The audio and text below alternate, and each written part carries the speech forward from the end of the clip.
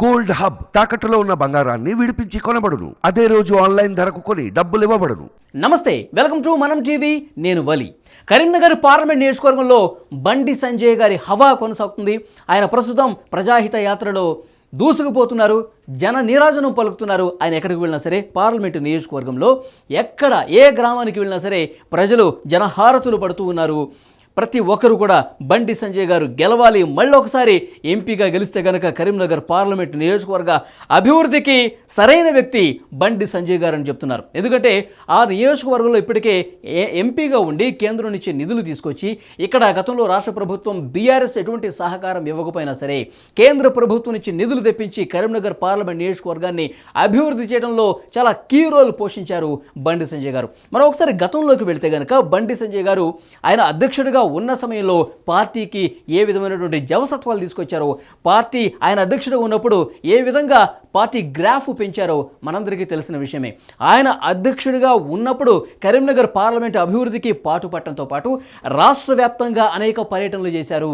Party ఒక నూతన ఉచ్ఛేదం తీసుకొచ్చే విధంగా ప్రయత్నం చేశారు. ప్రజా సంగ్రామ యాత్ర పేరుతో ఆయన చేసినటువంటి పాదయాత్ర ఒక రికార్డుగా చెప్తూ ఉన్నారు. ఎందుకంటే ఆయన హయాంలోనే, ఆయన అధ్యక్ష పదవిలో ఉన్నప్పుడే భారతీయ జనతా పార్టీ తెలంగాణలో ఒక అద్భుతమైనటువంటి విక్టరీ సాధించబోతుందన్న ఒక నమ్మకం కలిగించిందంటే ఆయన పాత్ర ఏ పార్టీతో మనం అర్థం చేసుకోవచ్చు. ఏ బహిరంగ సభలో అయినా ఎలాంటి సమావేశంలో అయినా సరే బండి సంజయ్ మాట్లాడుతున్నారంటే కనుక పార్టీ క్యాడర్లో ఒక నూతన ఉత్సాహం వస్తుందనడంలో ఎటువంటి అతిశయోక్తి లేదు. పరేడ్ గ్రౌండ్స్లో కావచ్చు, ఇక్కడ రాష్ట్ర వ్యాప్తంగా ఏ సమావేశాలు సభల్లో జరిగినా ఆ సమావేశానికి సభలకు కేంద్ర పెద్దలు ఎవరొచ్చినా సరే ప్రధానమంత్రి మోదీ గారు కావచ్చు, అమిత్ షా కావచ్చు, నడ్డా గారు కావచ్చు, ఇలాంటి ప్రముఖులు ఎవరొచ్చినా సరే బండి సంజయ్ గారికి భుజాన్ని తట్టి ప్రోత్సహించిన పరిస్థితి గతంలో కూడా మనం చూసాం. ఎస్, నీ హయాంలో నువ్వు అధ్యక్షుడిగా ఉంటే రాష్ట్రంలో భారతీయ జనతా పార్టీకి తిరుగే లేదని చెప్పి ప్రోత్సహించిన పరిస్థితి కూడా మన కళ్ళ ముందే ఉంది. ఎందుకంటే ఆయన అధ్యక్షుడిగా ఉన్నప్పుడు ఏ విధమైనటువంటి పార్టీ పరిస్థితుందో మన కళ్ళ ముందు కనిపించింది. గతంలో దుబ్బాక ఉప ఎన్నిక కావచ్చు, హుజూరాబాద్ ఉప ఎన్నిక కావచ్చు, ఆ తర్వాత జిహెచ్ఎంసీ ఎలక్షన్స్లో తిరుగులేని విజయాలు నమోదు చేసింది బండి సంజయ్ గారి హయాంలోనే. సో డెఫినెట్గా ఆయన దూకుడు స్వభావం కావచ్చు, బీజేపీ ఏదైతే హిందుత్వ సిద్ధాంతం ఉందో దాన్ని నరాన జీర్ణించుకున్న వ్యక్తి బండి సంజయ్ గారు. ఆర్ఎస్ఎస్ భావజాలం నింపుకున్నటువంటి వ్యక్తి. సో డెఫినెట్గా ఆయన ప్రసంగాలకు ప్రజలు ఏ విధంగా హారతులు పడతారో, ప్రజలు ఏ విధంగా ఆయన్ని ఆశీర్వదిస్తారు, ప్రజల్లో ఒక ఎలాంటి ఉత్సాహం వస్తుందో ఆయన గత ప్రసంగాలు కూడా మనం చూసాం. ఒకవైపు అభివృద్ధికి ఆయన పెద్దపీట వేస్తారు. కరీంనగర్ పార్లమెంట్ నియోజకవర్గానికి తాను ప్రాతినిధ్యం వహిస్తున్నాను, నా హయాంలో కరీంనగర్ ఏ రకంగా అభివృద్ధి జరిగింది, గతంలో ఎంపీలుగా ఉన్నప్పుడు ఎలాంటి అభివృద్ధి జరిగిందో ఒకసారి బేరీజు వేసుకోండి, ఒకసారి రెండు కంపేర్ చేసుకోండి అని చెప్పి ఆయన ప్రస్తుతం చూస్తున్నారు.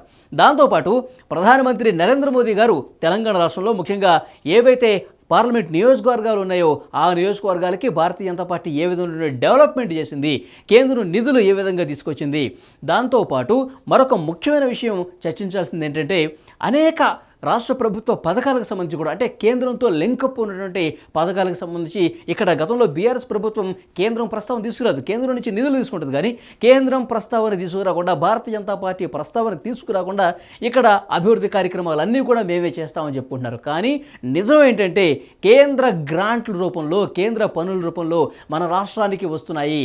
కేంద్ర పథకాలు కొన్ని మన రాష్ట్రంలో ఇంప్లిమెంట్ అవుతున్నాయి. కానీ వీటి ప్రస్తావన ఇక్కడ రాష్ట్ర ప్రభుత్వాలు చెప్పుకోనేటువంటి పరిస్థితి ఉంది.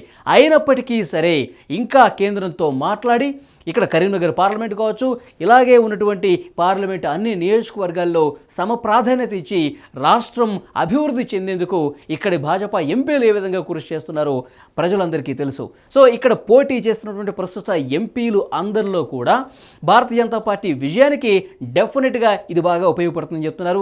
ఇప్పుడు సమావేశాలు కూడా జరుగుతూ ఉన్నాయి కరీంనగర్ పార్లమెంట్తో పాటు అన్ని పార్లమెంట్లలో.